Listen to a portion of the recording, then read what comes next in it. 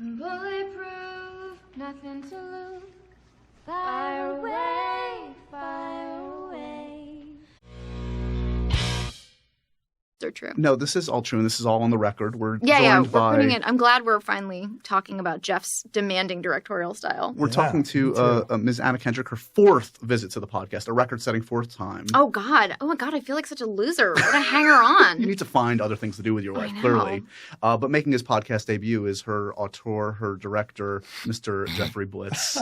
He almost kept it together when I described it. Ew, that was awful. He hated that. I hated that. It made me laugh. But I do now know that I'm going to do the show once and never come back because that's the cooler thing to do. Oh. Yeah, all the cool kids never come back. All right. All right, I'll be the loser.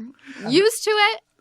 I'm sorry that, and Anna's also all out of sorts because in the past we've done this really super janky, on the fly in your recording office. Into my iPhone practically. I have almost no recollection of there being recording equipment. Right.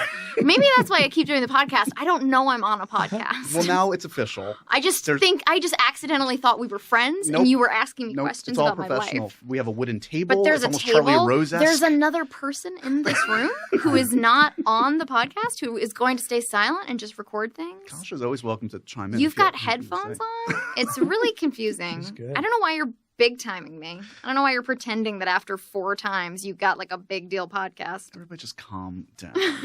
I was going to say congratulations. Is that why you moved offices? I still want to talk about this. Why you moved offices? To be next to a recording studio? Yeah, if you'll notice that literally nobody sits around me except for an empty podcast studio. Oh, is that true? Yeah, pretty much. Okay. They try to keep away from you. Yeah. I get the hint after 11 years at MTV. No one wants to talk to me. I do think it's important, though, just to clarify that I feel like you've created an image of this place that doesn't suggest that the table is like an old this isn't a barrel. Table. Right. Yeah. It looks like it came off a farm. Yeah. So is that your way of trying to make us relax? Yeah. I know you love farming equipment. Feel like I'm in a new kind of Brooklyn style craft brewery. You know what? I'm feeling. Let's bring in craft brews, guys. I'm starting to feel more relaxed already. We should say to make sure we get the business at hand out of the way, you were promoting a lovely new film I saw. Congratulations. Table 19. This is a historic reteaming of you guys. I know. I owed him one because he gave me my first film job, my first union film job. So 10 years later, I got roped into another movie. Yeah. That is not how I really feel about it. I actually, we made a movie together when I was 19. And it was my first union film job. And Jeff and I have been friends ever since and hung out a lot. And I've been subtly dropping hints that we should do something together for a decade. And then he out of absolutely nowhere was like, oh, I'm sending you this script and I wrote it with you in mind and I want you to do it.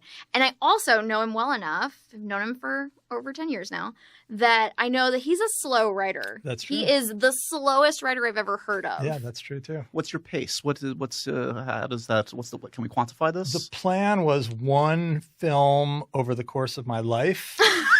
That was the plan. So you're ahead of schedule. You're doing good. Yeah, I guess so. It feels like it's moving very fast.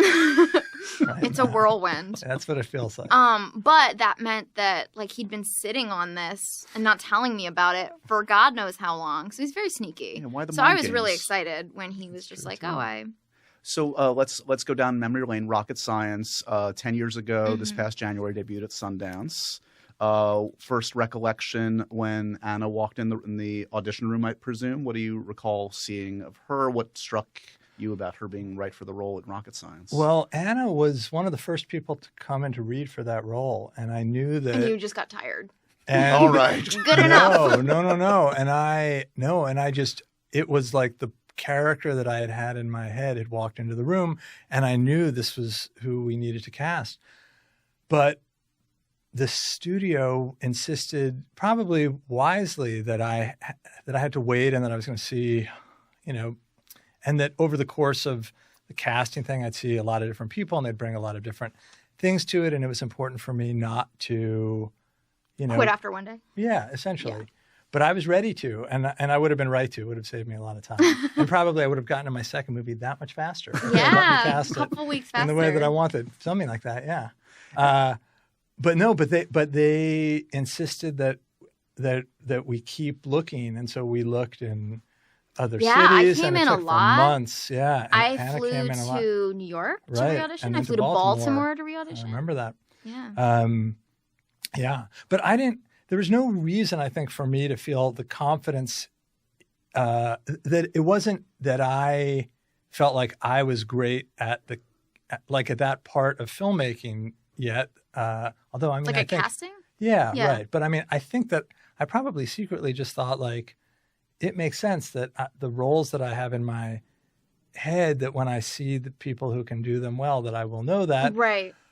But somehow I was incredibly confident in this choice. And that may say more about Anna than it does about me, but I was incredibly confident in this choice. And then trying to convince other people that my enthusiasm for it was right for the movie. It was not just like some weird, whimsical. I don't want to cast more than one day. yeah, right, Laziness. Yeah, exactly. Because I do think that I feel like I exude laziness. And Yeah, that's what people that's true. think for the most part. That my slow writing is. It's not indicative of actual One of the laziness. things. It's just it's a. Yeah, Would you say? I don't know. No, I'm not sure. No, Jeff never struck me as lazy. My first impression of Jeff was that he was like very timid, but I think that might have been actually, I don't think I've ever asked you this before. Was that like the first experience you'd had with casting, like that day or those few days? Oh goodness! Like, had you cast things before? I Because you had done. This was the first narrative because you'd done Spellbound. Spellbound. Yes, the right. documentary. I done Spellbound, which is a different kind of casting, but I had cast student films, and I was very awkward about that part of it because I always felt like if an actor comes to like waste time in my terrible student film, and I'm going to say no to some of these people who are coming interested in doing that, and I felt really shitty about that part of it. So this was probably, I don't think I had really done a casting before that.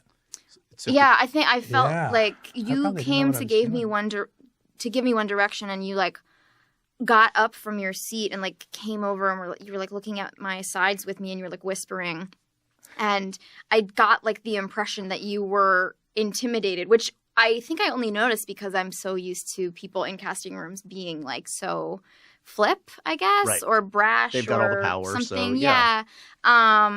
And I found it like very comforting, I guess. And where were you at? Because you'd been in camp a few years prior. Yes. But where were you at? Were you desperate? Were you excited? I, Where were you at in your I career? was pretty desperate about money at that point, that's for sure. Not that rocket science helped me a ton in that department, but yeah, I remember being kind of right up against it in terms of money. But that's how actors are for years and years, Right. and you're always like right up against it. But I remember like going to Jack in the Box right before, because it's that building that's right next to that Jack in the Box on La Brea. It's still there, yeah. And Oh, like Lord, yeah. I went after. Maybe I felt like I did a good job, so I deserved some Jack in the Box.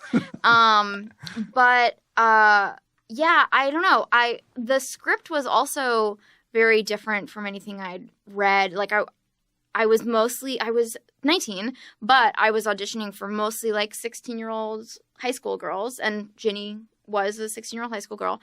But most 16-year-old high school girls in scripts that I was reading did not talk that way. And I don't even mean the speed talking, Sure. which was an element that was really interesting about the movie, but just that confidence and a kind of Machiavellian turn for her. It was all very, very unique. And that was actually, I auditioned with this monologue about War of the Worlds. Yes. About which the never radio made it play in, War of yeah. the Worlds. Like Ginny had this big monologue about how like she was like trying to get Hal, this kid that she kind of manipulates through the movie. She was trying to get him to, do whatever it was that she wanted him to do that day. Like, who knows? By telling him this story about the radio play, War of the Worlds, and how people didn't know that it was fake at first, and it sounded like people were really reporting an alien invasion. And Right. I forget how the monologue ended, but it was a crazy piece, and it totally got cut from the script. It's not like we ever Yeah. filmed it. No, was, I know. Was that at a high speed? Like, did you have to speed talk that one as well? Or No, was that but not it in was the... a very cold. I remember feeling like it was a very cold thing that she was doing. Like, not. I mean, she was well, weirdly, she was trying to be very warm to Hal, but she's not a very warm person. So it was a little bit of that awkwardness of somebody who, like, is not a sociopath, but, you know, she's not a great person. Sure. Like, trying to, you know, feel like they're really teaching somebody something. Right. I think it was the fact that she was trying to let this kid know and do that through kind of a weird parable of sorts that was really interesting. Yeah, I had forgotten that, but I remember I loved that speech so much, and I don't know why I cut it. But I will say, like, there's something, it does make me think, like, there is this interesting thing that happens. I don't remember the point. I don't remember why she was telling No, this no, story. I don't remember either. Okay, I great. just think, Maybe like, that's why it was cut. Great, guys. great. I was listening to War of the Worlds, like, I listened to the broadcast and You were thought like, I let's had put something it to in the say movie. about it. Or Yeah. I don't know exactly what happened with it, but I do think, like, there are these, like, there's a version of that movie that still exists in my head that is pre anybody being cast in it. And like and that is a movie that I can play in my head, except I had forgotten that the War of the Worlds was a part of that. And that doesn't involve, and it doesn't look the way the movie looks, and it doesn't sound that way. And that movie exists. And that's certainly true for Table 19 also. But for all these things, even on the doc projects, before you go out to shoot, or before I go out to shoot. That's documentary. Oh, thanks. Oh, Thanks. thank you. Thank Great. you. Yeah. Thank you for you that have like translation. a movie in your head. Yeah, totally. And then you go out and for a then you see like what the world brings you, and it's not the thing in your head. But I never let go, or I never erase the thing in my head. Right. And then you shoot it, and when it's being edited together, it becomes a different movie also. So there are like like 3 or 4 different movies versions of these movies. That's so interesting, because I have that with books. Like if I read a book and then see the movie, I'll still kind of be able to play the movie and like the images in my head from the book. Is it like that? It's clearer than that. For me, if I read a book and I see the movie, it gets cloudy. It's very hard for me to not start to let one bleed into the other. Right. But for the stuff that I write, it's different. It still exists as 2 distinct entities in your brain. Yeah. That's fascinating. It does. So, and the was it kind of a roller coaster, the kind of the Sundance of it all? Because as I recall, like, and reading up on it, it was very well received. I think you earned an honor there.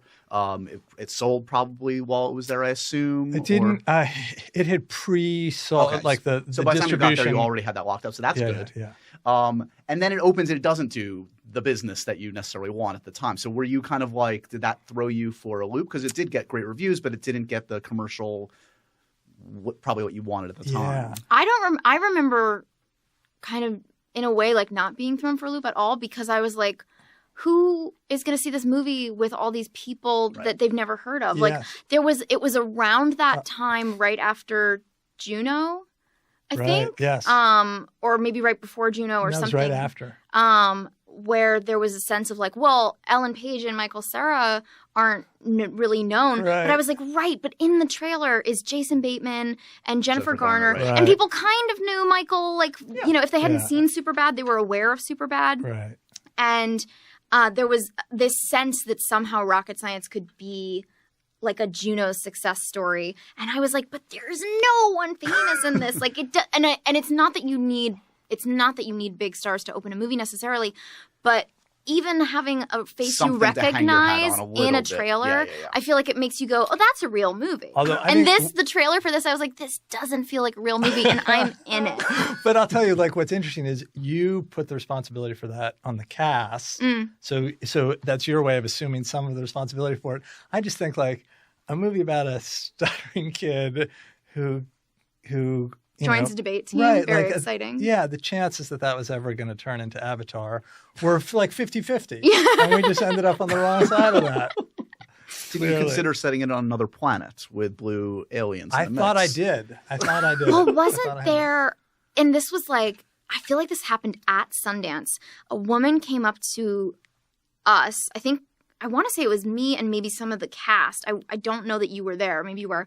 This woman who was in some capacity like a distributor or a production company owner or something, it's like the suit side of the business, was like, I feel like he just needs a bigger reward at the end of the movie. Yes, I was there. Yeah, for it. because like his one victory at the end, like all this kind of stuff happens and he gets really close to victory a couple of times in the movie. And he redeems himself, but he doesn't get the kind of public validation or recognition that you maybe think he will. Right. And then he is finally able to say the word pizza and get a damn slice of pizza. And like it is this beautiful, victorious moment that he's got his damn slice of pizza. And this woman was like, it has to be more than that. He has to win. And I think there was maybe also a little bit of like a Napoleon Dynamite thing, where in Napoleon Dynamite, he like did a dance and the whole school applauded him. Right. And there was a sense that like to make it more like Napoleon Dynamite, right. It should be this big. To be fair, he gets 3 slices of pizza at the end, I think, right? Oh, Dan, you know the movie better than I do. Nerd. But I guess I don't know why it didn't throw me, the fact that it didn't play at the box office and that almost no one has seen it. Because I think I felt like I was making the movie not for myself, but for like a select group of people in my head. And once they saw it and they, and they liked it, I felt like I did what I set out to do. And also I think for me and for you and for others in the movie, it felt like it had helped to launch us all, and that was really what it was doing there. Yeah. And once it had done that, if it had found a bigger audience, even better. But somehow it didn't feel necessary. I remember seeing it play at Sundance, and it was the first time I'd seen a cut of the movie, and walking out and genuinely feeling like if I wasn't in this movie, I would love this movie. And I don't think I've felt that way about a movie I've been in since. Genuinely. I mean, like, because it was just so odd. Like, it was so lovely. And, like, I've been very, very proud of movies that I've been in. But, like, even Up in the Air didn't, like, speak to me personally the way that Rocket Science did. This is Happy Sad Confused. We'll be right back after this. Jumping forward, we've sold a lot of DVDs and views on Amazon and Netflix for or Rocket at least Science. Of the trailer, or people decide to go, not for me. Wait a minute. Check it out, guys. We ruined the ending, but enjoy the movie. At the point at which Anna said it's about a stuttering boy who joins his debate team, that was not a joke. And we ruined the ending that he gets a slice of pizza. Well, the important part is that you both are still here. You still enjoy each other's company. You're still making good movies together. And Table 19 exists. This is a good thing. Yeah. So this one, first, kudos on the cast, because this is an insane. The group that you've assembled here is some of my favorite human beings on the planet. It was crazy. Like, there was a point where we were all kind of living in a house together, because the location was so far away from Atlanta proper that we were like on a lake house. Yeah. And I was like, I'm in a house with June Squibb, Tony Revolori, Craig Robinson, Lisa Kudrow, Stephen Merchant. And we're just like waking up in the morning and making bagels. So the shorthand for this, I mean, like, it's, I saw someone refer to it as almost like breakfast club set at a wedding. It's the rejects table, basically. They have no past history, this group of people that find themselves at this wedding, at this table 19. Yeah. Did this start out as your idea, or no, it came to you? No, it didn't. Yeah, the studio, Mark and Jay Duplass wrote the first draft of it and then went on to do other things, and the studio was looking for someone else to come on. Their draft of it, the lead... was a dude, first of all. Yes, that's true. It was a dude who was going to tell... The woman who was getting married was his ex, and he was going to try to win her back. And then because I was like, well, if I'm going to allow myself to be hired to do a rewrite of this and to be attached to it, then how do I restructure this in a way where the table feels like the kind of table that I've been at, and also where it can center around a character that I could imagine Anna would want to play. Angry? Yes. Is that the key? She's very angry. She is very angry. Mm-hmm. Yeah, she is. It was fun. Yeah. Do you respond to aggression in your characters? Maybe Jeff's women are his best women are angry women.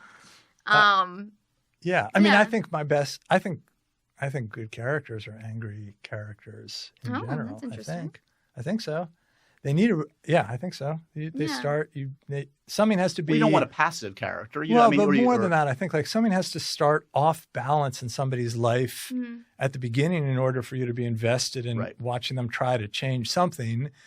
And if it's off balance, I want them whether they express it or not, to be upset about the fact that it's off balance, to be motivated to want to do something about it.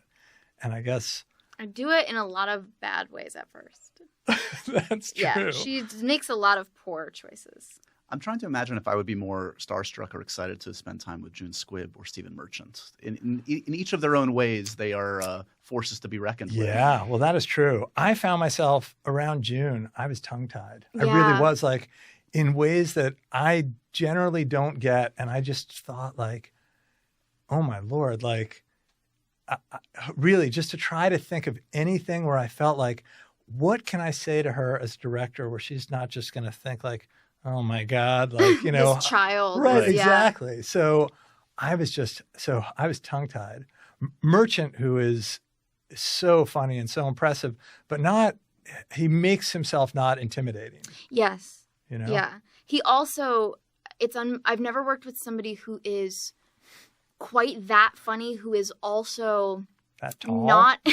Let's just get that out of the way, people. I just want to say he's so tall. Who's that funny, but who really, really knows how to pick his moments and how to wait and Lord, yes. To like savor his own moments or like most people that I have met who are as funny as Steven or approaching as funny as Steven have 10 ideas per scene. Right. They want a quip line after every third line. And Steven was so happy to just wait and have the perfect line, like one per scene sometimes even. And that was really impressive to me. He was not about like throwing everything at the wall and seeing what stuck. Are you folks the types that when you get a wedding invitation in the mail, are you filled with excitement or dread? Are you happy to be taking part in this momentous? Is anybody happy? Right. That's like a legitimate question. No, I know. See, I was going to say, I'm going to go out on a limb, not much of one, and say, Anna and I respond in the same way, which is dread. Right. We get it, and we feel like both of us are going to, at the same time, we'll feel like we're both glad that work means that it's impossible for us to go. I need to schedule another job to make sure. No. Yeah. But the thing is, we don't have to do that.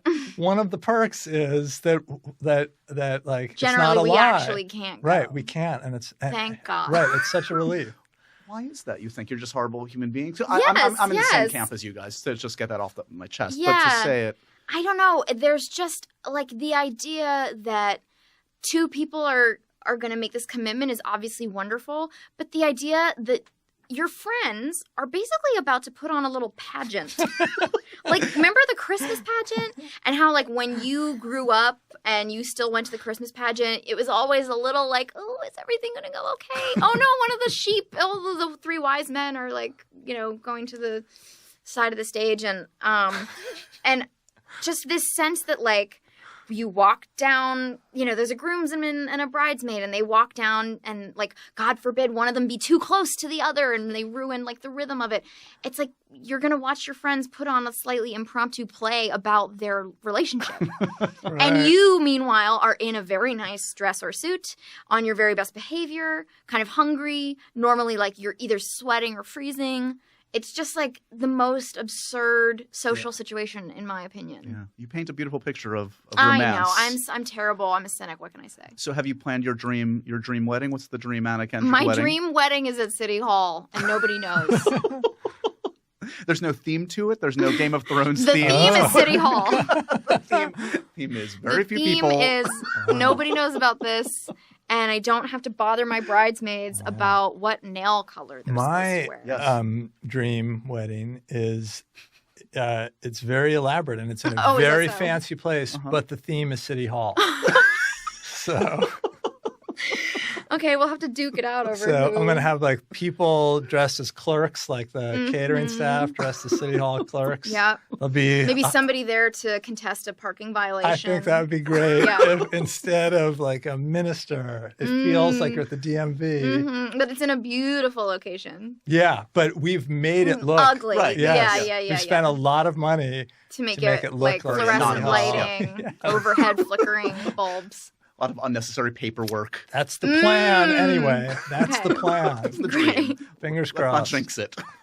So is this going to be like the Michael Apted 7-Up series where every 10 years you guys reunite for a different kind of project? Have you planned out?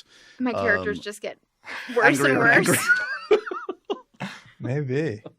I would Can like you stand to to work with each other more than once every 10 years is I guess what I'm asking. I actually really enjoy working with somebody that I know so well. I mean, I've never worked with a director that I have known this long or been friends with. And it was actually kind of fun to me the way that you can have like on-set disagreements and then you're just fine. Right. Yeah. Like- yeah. Yeah, I was never like nervous about kind of getting into like a heated argument with you because No, it was for like, sure. this is fine. But I will say there is something that is intimidating. Is not the right word, but there's something really odd about like I know when I get a look from you on set, I know what it means. You know, like I know what those looks mean. yeah, And if I didn't like with know a you that director well, I didn't know well, I would like not be. I would have to like passive aggressively be like, shouldn't we consider doing a version where yeah. Can you give us an example of a look for future directors that are working with Anna Kendrick? What to look out for to know she needs another take, doesn't want another take, wants you to shut up, anything? But the truth of it is, I don't mean it like that. I just think like there's a lot of history here already, and so it feels like I know, or like I know if I give Anna a note and it doesn't quite land. In my head, I'm thinking, oh, she's thinking back to this other note that I gave a long time ago or to a conversation that we had in one of the Mini dinners or or something like that. And she's giving me that look like, don't give that note, Blitz. I know that that's bull. Yeah. I know that's bull. And Yeah. I can see it and I can imagine what she's thinking back to. I And so then I remember wanna one day you were tear about to away. give me a note and you were struggling with how to approach giving me this note because of course you don't What was the note? well Do you remember? I'm going to tell you. Okay, all right. Okay. And I could tell that you were working up like something really great to say about the arc of the film or the character or what the audience needed to be feeling in that moment. And you were about to talk and you were like, can you try one that's more? And I was like the end of a movie. It feels like the end of a movie. Yes. And you were like, yes. I do. But like remember I that. do like enjoy giving you a little sass about that and then doing it because That's yeah. just fun. That's fun the for fastest me. way to get there. Yeah. It's like you needed to feel like it's the end of the movie. Let's try one. I know how to like do that. Yeah. Just to catch up with what everybody is up to, I was saying before I'm a big fan of review. Jeff is you. a big part of that. You've directed every single episode. I believe you're Yeah, an executive that's producer true. on the show. Yeah. We're going to see the culmination of that Yeah. soon. Yeah. The final episodes start to air March 16th. Nice. And Andy Daly has an amazing cameo in Table 19. Right. He right. does. That's right. Daly has an amazing cameo at Table 19. And Anna That's took just what you said. I said it. Thanks for that. I Jeff. said it Wow. exactly. Wow. I added nothing to it. It I was just actually said a little again. sadder, even. No, Like, but a she was man more said it, so that enthusiastic. means I it's know. better. Oh, right.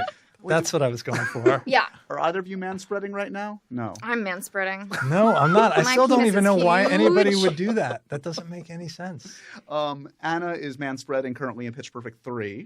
Like currently, like I am doing it not literally this second, but within Practically. 12 hours, Yeah. I will be back on set. How's it going? You guys started like a great. month ago or something like Yeah, that? we started filming like a month ago. We had a couple weeks of rehearsal before that. It's going great. We don't have a finale song yet, and we do start shooting that in a week. But I What's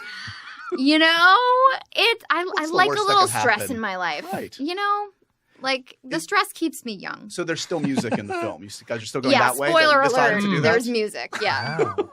Interesting choice. Okay, good luck I with thought that. people were kind of sick of that, but Not the way that I would have they gone. want with to it, hammer that but, point again. Are you going into this one or in the middle of this one thinking this is the last one for you or for the franchise? Or It's so weird, isn't it? Because I always feel like I never know what to say because it's not up to me. Right. And, I don't want to say something like I guess I've got a gut feeling, but I have no idea. Right. So, the truth is it's not up to me. So. And the fact that Becca commits suicide at the very end of the film, that adds a little finality to it. But, what's her face came back in Fast and Furious, Michelle Rodriguez. Michelle Rodriguez, yes. And didn't we see her die on screen? Yeah. On screen, didn't we? Ripley in Alien 3. Sure. She kills herself. This is about spoiling movies for people. Is that the theme of your podcast? Is that what I've come Kaiser into now? Soze is. Yeah. Remember the Crying Game, guys? Am I going to see you play Santa Claus at some point? I saw this float along the trend at some point. Is that a development kind of thing? Contract isn't done, so I don't know if I'm allowed to talk about it. But I can talk all about it. Jeff, are you playing Santa Claus? Well, I'm not. No, I don't know. No, I'm not saying. I don't. Sorry, that doesn't mean anything. Brother. I know that made it sound like I actually know something, and I don't. I know nothing about Christmas. Look at me. Well, I'm with you, man. The one other thing I want to bring up, the last time we saw each other, Anna, we had cast you as Robin in the forthcoming. Oh man, that thing exploded! I could not believe the amount of people who, took it literally. Yeah. Like, there's a smash cut to me wearing a cape. They just think you're good at quick changes. I mean, my publicist's dad called my publicist and was like, "Hey, I've just been checking out what Anna's been doing because he knows that she's going around promoting The Accountant with me, and he watched that video and was like, it seems like Ben and Anna don't get along. Like, I'm like accusing Ben Affleck of being like Trump, and you're trying to silence me because I'm a woman, right. And I look like the friggin' Hamburglar because I was wearing a striped top that day, and my publicist's dad was genuinely like, "Oh, I'm sorry, things are going." That just means you guys are excellent actors, and we sold the sketch really well. Yeah, and people are a little bit maybe too impressionable. Yeah. I think people just really like to have an opinion on comic casting. Like, I genuinely didn't know how intense people are. They're like, come on, you're just gonna cast a woman as Ghostbusters. I was like, this is a joke. By the way, Please leave me Robin alone. in the comics was a woman in a great incarnation. So, guys, it can happen and it can be great. Okay. I don't know why I hang out with you. Okay, sorry.